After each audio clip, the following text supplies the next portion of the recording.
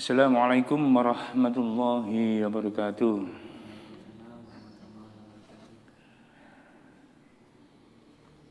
Alhamdulillah rabbil alamin, hamdan syakirin, hamdan na'imin,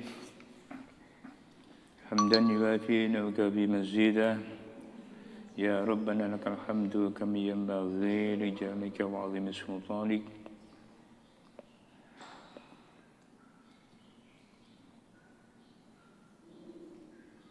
Asyhadu an la ilaha illallah wahdahu la syarika lah. وأشهد أن سيدنا مولانا محمدا عبده ورسوله لا نبي بعده اللهم صل وسلم وبارك وعظم ومجد على سيدنا وحبيبنا وقرة أعيننا مولانا محمد وعلى آله وصحبه أجمعين رب اشرح لي صدري ويسر لي أمري واحلل عقدة من لساني يفقهوا قولي Rabbi zidni ilma warzuqni fahma wala hawla wala quwata illa billah. Lillahi ta'ala wa rahmatihi wa tawfiqihi wa hidayatihi wa nuri subhanahu wa ta'ala wa ala nabil Mustafa Muhammadin sallallahu alaihi wa sallam wa jamil anbiya wal mursalin alaihi wasallam wa jamil malaikatil muqarrabin wa jamil malaikatil muqarrabin man kana yakunu wa man kana yakunu wa rakib wa malik radhiyallahu anhu wasallam وجميع أصحاب الرسول أجمعين وإلى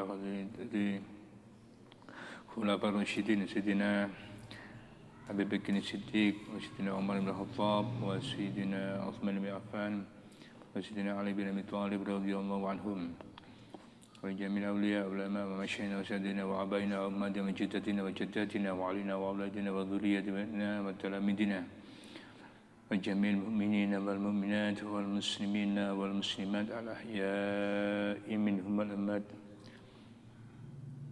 شهد لهم الفاتحة أعوذ بالله من الشيطان الرجيم بسم الله الرحمن الرحيم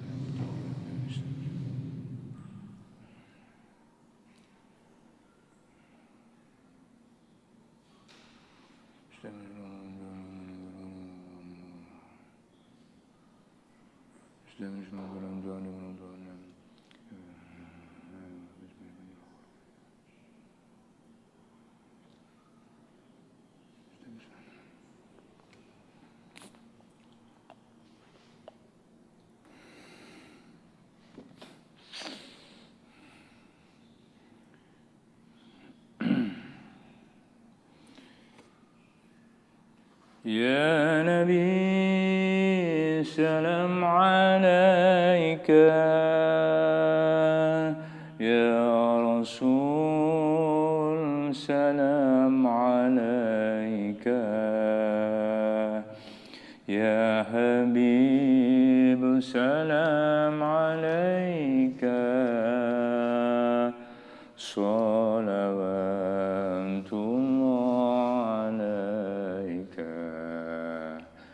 أشرق البدر علينا فاختفت منه البدور مثل حسنك ما رأينا قط يا وجه السرور يا نبي سلام عليك يا رسول سلام عليك يا حبيب سلام عليك صلوات الله عليك أنت شمس أنت بدر أنت نور فوق نوري أنت إكسير وغالي أنت مصباح الصدور يا نبي سلام عليك يا رسول سلام عليك يا حبيب سلام عليك صلوات الله عليك يا حبيبي يا محمد يا عروس الخافقين يا مؤيد يا ممجد يا إمام القبلتين يا نبي سلام عليك يا رسول سلام عليك يا حبيب سلام عليك صلوات الله عليك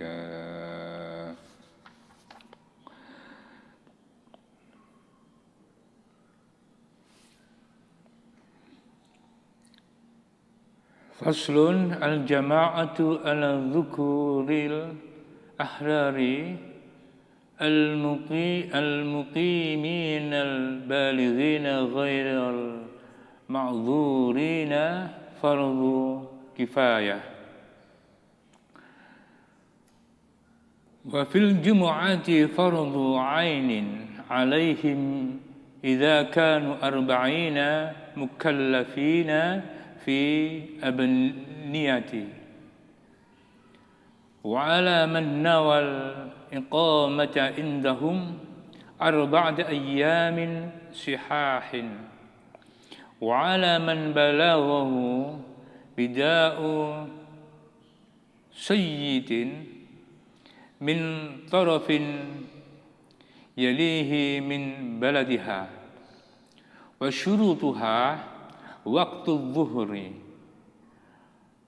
وخطبتان قبلها فيه يسمعهما 40 وأن تصلى جماعة بهم وأن لا تقارنها أخرى ببلدها وأركان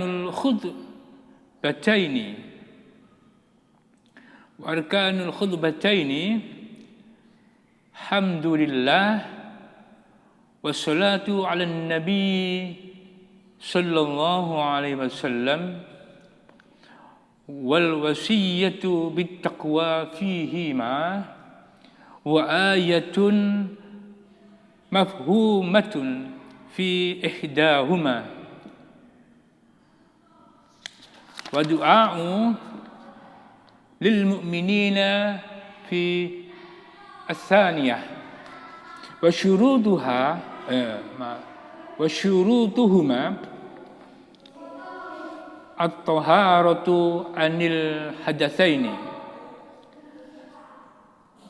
وعن النجاسة في البدن والمكان والمحمول وستر العورة والقيام والجلوس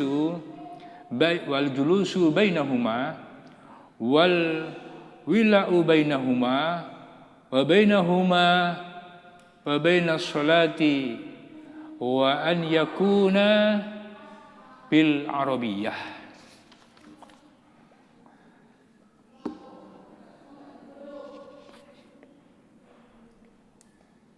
Alhamdulillah,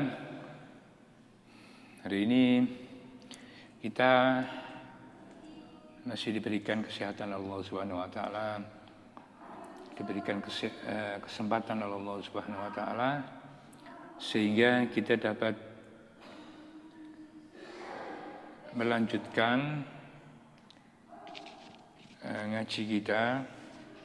Semoga Allah Subhanahu wa taala meridhoi apa yang kita lakukan, dan semoga Allah memberikan barokah kepada diri kita, kepada zuriyah kita, kepada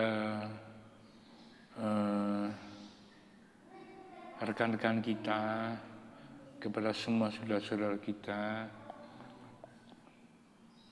dan semoga minimal kita dapat memanfaatkan apa yang kita ketahui dalam rangka meningkatkan ibadah kepada Allah Subhanahu wa taala yang bersyariat kepada Rasulullah Muhammad sallallahu alaihi wasallam. Salawat dan salam marilah kita aturkan kepada junjungan kita Rasulullah Muhammad sallallahu alaihi wasallam, dan semoga dengan keistiqomahan kita bersyariat kepada Rasulullah Muhammad sallallahu alaihi wasallam, kita kelak dikumpulkan kepada Rasulullah Muhammad sallallahu alaihi wasallam dengan Rasulullah Muhammad sallallahu alaihi wasallam, dan semoga Allah meridhai atas segala maqasid kita, maksud-maksud kita, dan semoga Allah mengabulkan segala keinginan-keinginan kita, baik itu keinginan duniawi atau ukhrawi, jasmaniyah maupun ruhaniyah.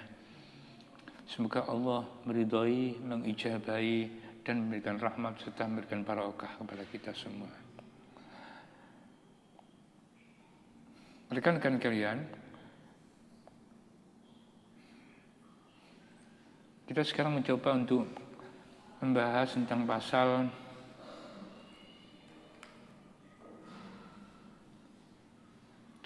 berjamaah, sholat berjamaah.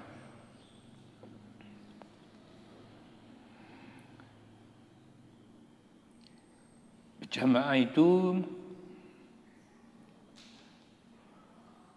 hukumnya adalah al-jama'atu ala dzukuril akhraril muqimil balighina ghairil ma'dzurina wa fardul kifayah.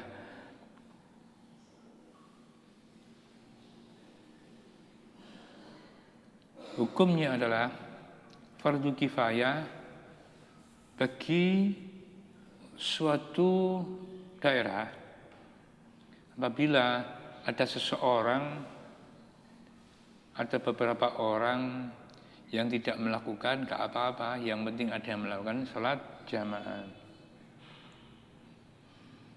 Bagaimana apabila tidak ada yang jamaah sama sekali? Ya semuanya dapat dosa. Kalau minimal ada 2 orang aja berjamaah, maka gugurlah dosa itu kepada al-makan, kepada suatu tempat itu. Ini menurut mazhab Imam Syafi'i. Imam-imam yang lain malah ada yang menjadikan ini sebagai satu syarat dari sholat itu sendiri, sehingga kalau nggak jamaah, gugur itu sholatnya. Maka ada yang seperti Saudi, seperti ada beberapa tempat di sini yang kalau ada sudah Allahu Akbar, Allahu Akbar, semua sudah berbondong-bondong ke masjid. Gunanya apa? Gunanya merasa itu fardu ain. Tapi menurut Imam Syafi'i itu fardu kifayah. Tapi bukan berarti apa ya, kita teledor gitu loh.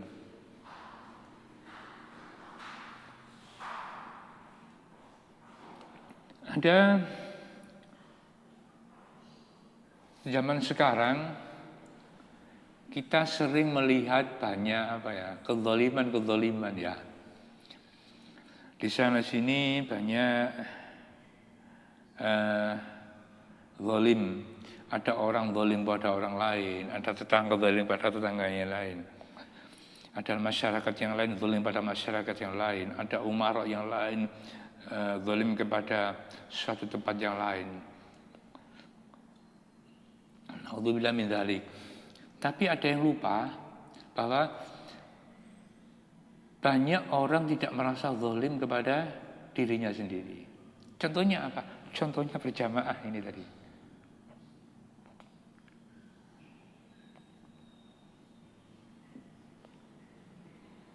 Di mana sih letak kezaliman, hubungannya kezaliman diri kita dengan kezaliman berjamaah ini? Maaf, kezaliman diri kita dengan hubungannya dengan berjamaah ini. Diri kita ini, ya, diri kita ini berhak mendapatkan sesuatu yang baik.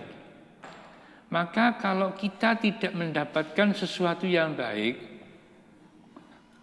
kita tidak mengkonsumsi sesuatu yang baik atau kurang baik, tentunya itu menjadi suatu kezaliman pada diri kita.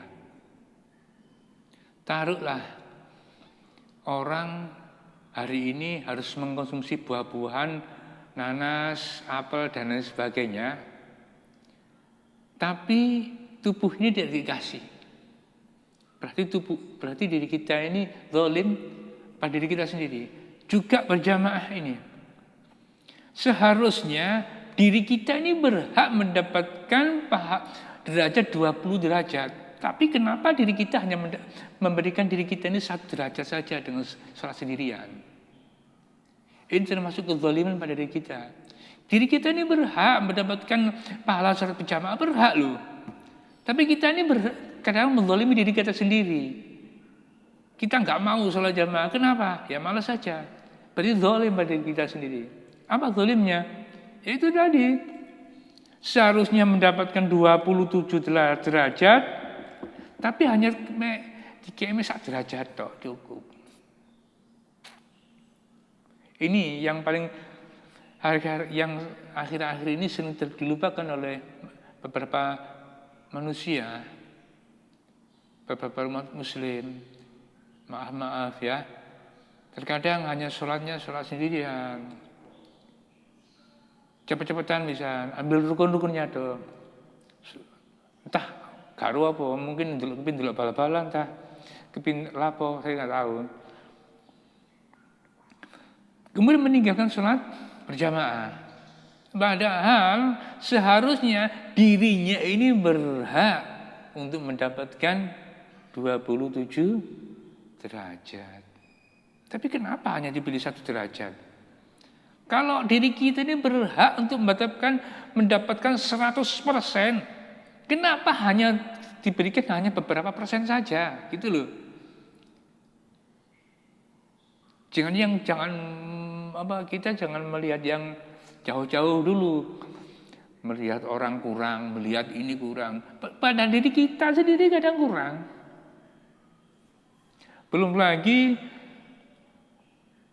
diri kita ini wajib mendapatkan suatu hasanat, kebaikan. Tapi diri kita ini dikasih virus-virus, dikasih racun-racun yang bersifat astral. Ngomongnya kayak atok ya astral. Apa itu? Koncoan ambek setan. Ya, apa koncoan ini? Ngerasani tonggo ngalor ngidul. Padahal diri kita ini mendapatkan itu untuk diri kita ini, gak berhak diri kita ini. Tapi kenapa ini harus dikonsumsi oleh diri kita? Racun seperti ini kena diri. Berarti itu zalim pada diri kita sendiri. Jangan melihat kezalim pada Allah Subhanahu wa taala. Kepada diri kita sendiri kita itu zalim. Kasihan loh diri kita ini, pada aku.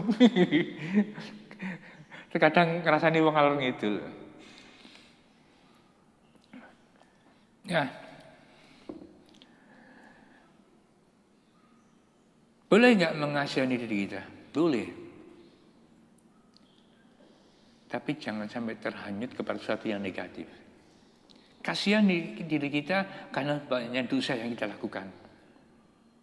Maka lakukan dengan munajah kepada Allah, lakukan dengan ibadah kepada Allah, lakukan dengan taqarrub kepada Allah Subhanahu wa taala. Jangan menunda waktu nanti atau besok, tapi sekarang. Ada kesalahan, tidak apa-apa, manusia wajib salah. Memang harus salah. Tapi di situ bukan berarti kita harus melakukan kesalahan dikala kita tidak merasa dosa. Seperti itu.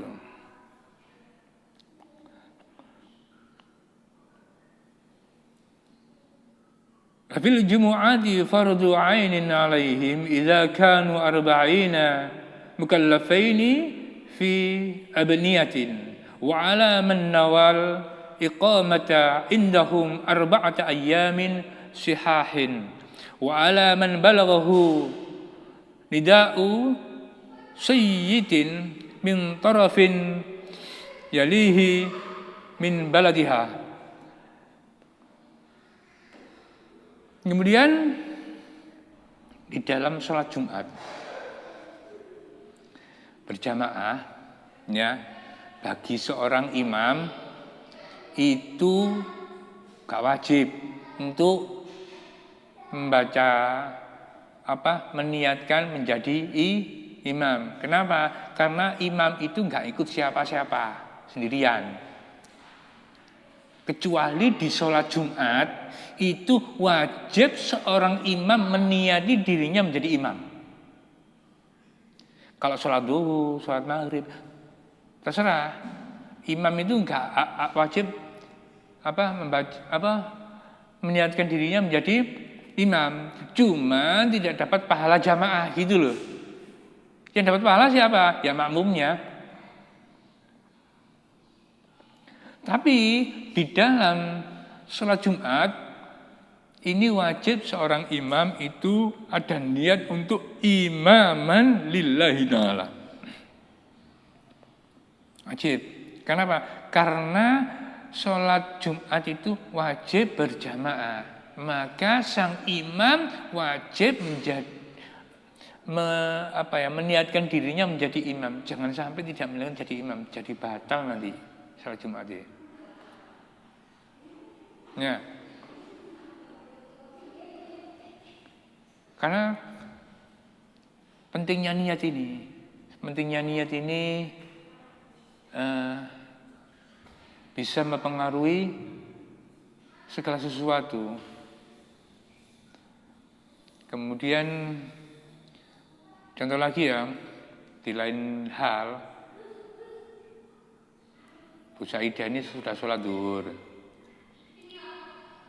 jamaah, kemudian Mbak Pestain di perjalanan mau ke Kasin, mau sholat zuhur berjamaah, laku subhanallah sudah ketinggalan. Pada waktu mau sholat sendirian, Bu Saidah ini, ayo tak barengi.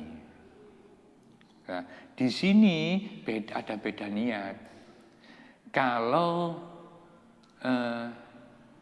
Mbak Festa ini niatnya harus niat ada anillahi ta'ala, harus niat karena saya melaksanakan sholat zuhur hari ini. Tapi Bu Saidah harus niatkan bukan sholat zuhur lagi, tapi mengulang sholat zuhur. Jangan sampai keliru. Kalau tidak ada mengulang sholat zuhur di hatinya, di situ akhirnya jamaahnya nggak jadi, hanya batal jamaahnya. Emang? Ya, itu contohnya. Penting niat ini. Kembali ke sholat Jumat.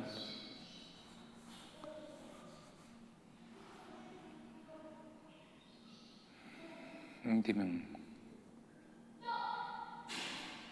Abil Jumadi faradu ani alaihim idza kanu arba'ina mukallifina fi abniyah wa 'alanna wal inqamati lil inzam arba'atin ayyam siha.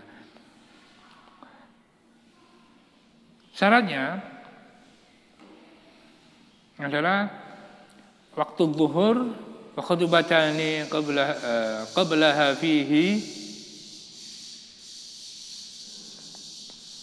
yasma'uhuma al-arba'una fa an tusalla jama'atan bihim wa an la nuqarinaha ukhra bi baladiha.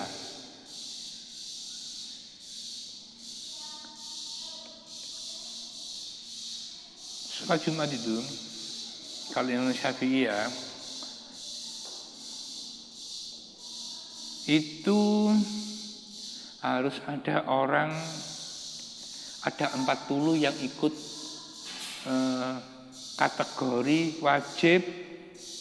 kategori wajib, kemudian menjadikan sah ini sholat, berpengaruh pada sholat Jumat itu sendiri. Siapa itu? Manhum. Siapa itu? Adalah mustautin. Beda ya, jangan mukim ya. Hati-hati. Siapa? Oh, itu mukim itu. Orang mukim biarpun 40 nggak menjadikan itu menjadi sahnya sholat Jumat.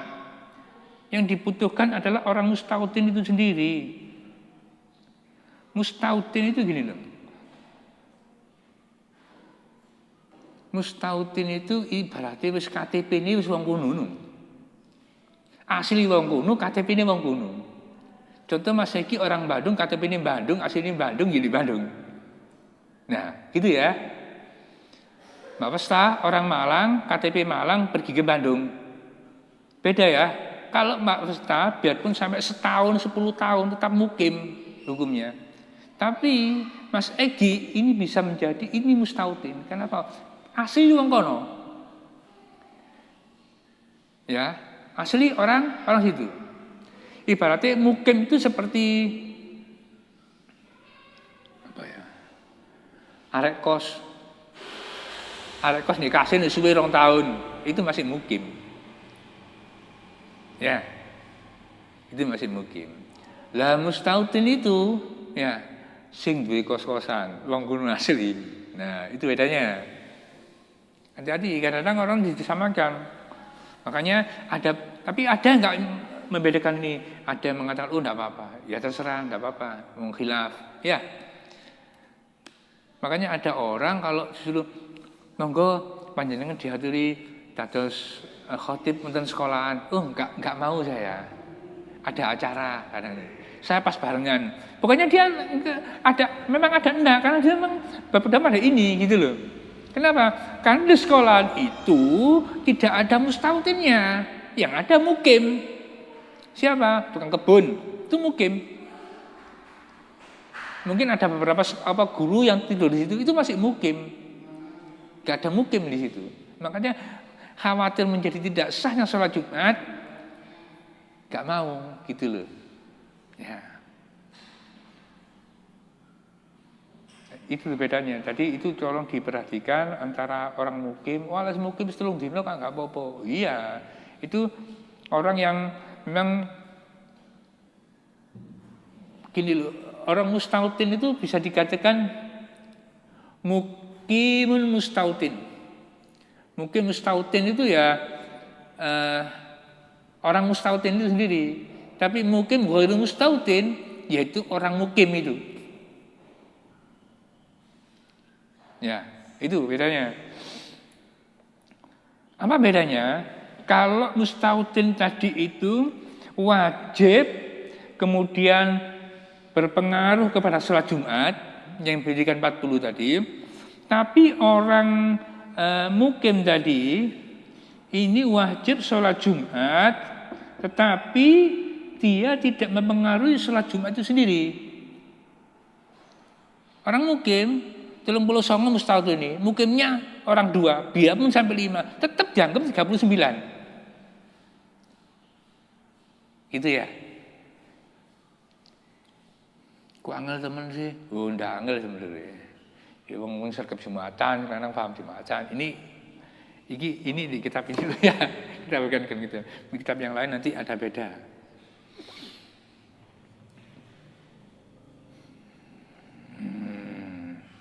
Jadi apa ya?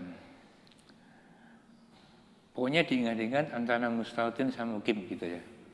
Mustautin ini wong sing KTP ini wong asli gunung. Wong orang mukim itu wis di gunung suwe, tapi kudu asli gunung. Gitu dalam.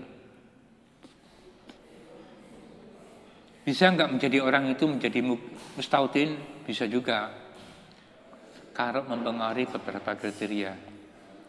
Contohnya akhirnya sudah wis menjadi seperti asli penduduk situ, ya enggak apa-apa.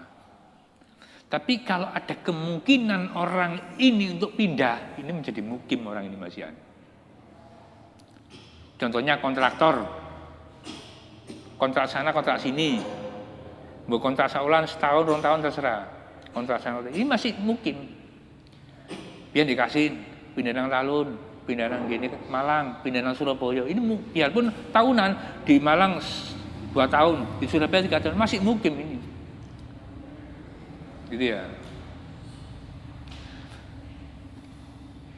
Terus ada lagi kalau tadi kita bicara tentang kita masuk ke sini aja. Kalau tadi ada mustautin, ada mukim, kemudian ada orang murtad.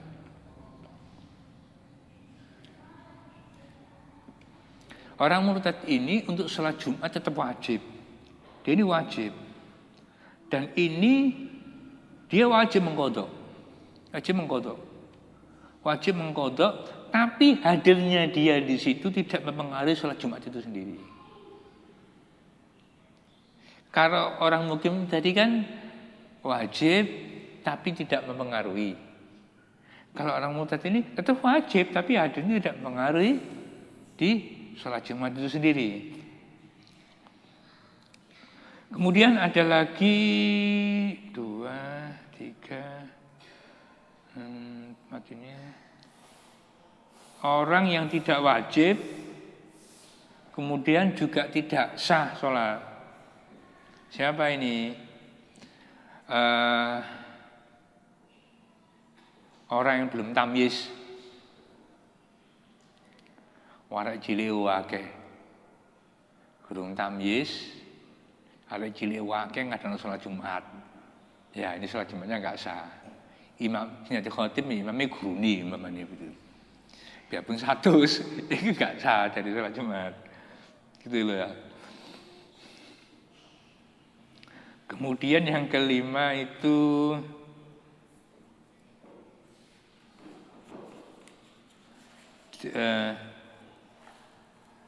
tidak wajib ya, tapi sah sholat Jumatnya. Itu seperti orang anak yang tamyiz. Tamyiz tadi belum tamyiz ya. Sekarang sudah tamyiz. Kemudian hamba saya perempuan musafir. Nah itu musafir itu tidak wajib sholat Jumat, tidak wajib. Terus yang keenam itu sah sholat Jumatnya juga, tapi juga tidak wajib. Itu contohnya lagi itu adalah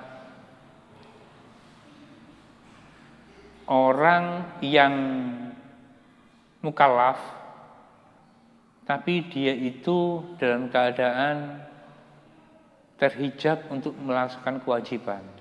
Contohnya apa? Contohnya orang ini sudah umur 40 dan mukallaf, sakit, gak bisa berdiri, gak bisa pergi dari kamar. Ya gak wajib ini. Kalau dia datang bisa gak? Gak apa-apa, ya sah-sah saja. Tapi gak wajib.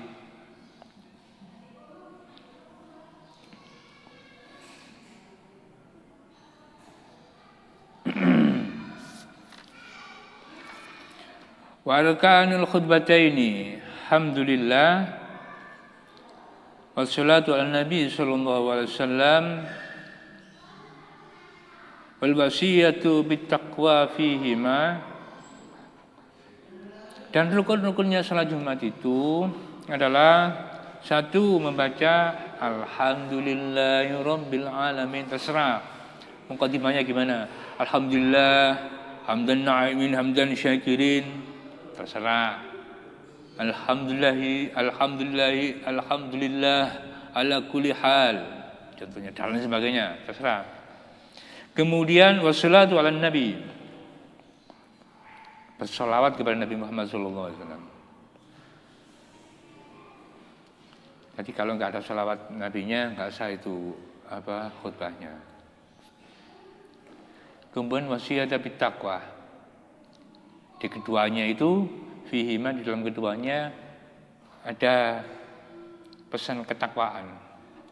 Contohnya, bahasa gini, ya ahlal muslimin usikum wa nafsi bitaqwallah. Itu bahasanya kan ya. Kalau saya suka usini wa iyyakum. Kalau saya, nanti kalau biasanya ada dengan usikum wa nafsi bitaqwallah. Kalau saya pribadi suka usini wa iyyakum bitaqwallah. Saya suka seperti itu. Tergantung. Intinya sama. Intinya maksudnya sama. Cuman penempatan caranya saja yang beda.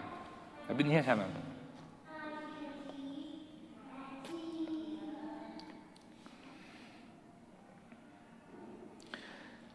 Kemudian membaca ayat Al-Quran di dalam khutbah itu. Terserah ayatnya apa. Dan paling enak kalau sholat itu jamaah itu ya. Afdolnya itu sholatnya itu membaca suratnya. Berbeda membaca surat, itu membaca surat penuh. Ya, zaman baca Al-Baqarah separuh, sama baca Al-Ikhlas satu kali, masih afdal baca Al-Ikhlas satu kali. Biarpun sama baca surat Al-Baqarah separuh, afdalnya cuma membaca Al-Ikhlas tuntas, gitu kalau jamaah. Kecuali kalau memang dia untuk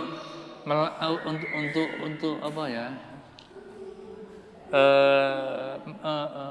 Menjaga hafalannya, tidak apa-apa, menjaga hafalan dia dalam menghafal Al-Quran, tidak apa-apa, tidak ada masalah. Wa du'a'u lil mu'minina fi tsaniyah. Kemudian mendoakan kepada semua orang mukmin di khutbah yang kedua. Misalnya Allahumma ighfir lil mu'minina wal mu'minat wal muslimina wal muslimat al ahya'i minhum wal amwat innaka qaribun mujibud da'wat wa qadiyal hajat. Allahumma aslih ummat sayyidina Muhammad wa ighfir ummat sayyidina Muhammad. Allahumma aslih ummat sayyidina Muhammad.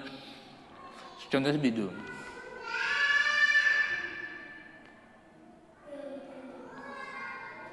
Ya.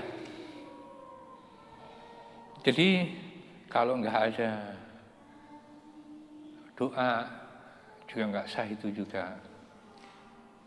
Kemudian lagi adalah harus imam itu jangan sampai batal. Contohnya setelah khutbah mudun kepentut des contoh gitu. Ya harus ada yang batal, ya tengah-tengah khutbah kemudian batal. Karena pada waktu dia khutbah wajib punya wudu, tidak boleh batal. Tak pikir sing Joko gak batal sholat enggak, biarpun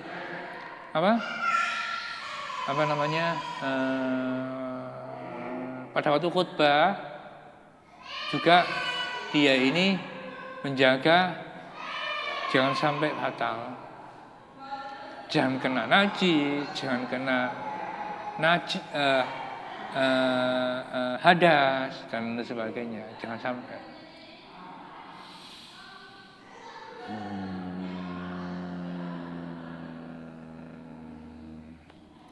Wa syurutuhu ma taharatu anil hadatsain wa in najasati fil badani wal makani wal mahmuli wa aurati wal qiyamu wal julusu bainahuma wal wila'u bainahuma wa bainas salati wa an yakuna bil arabiyah.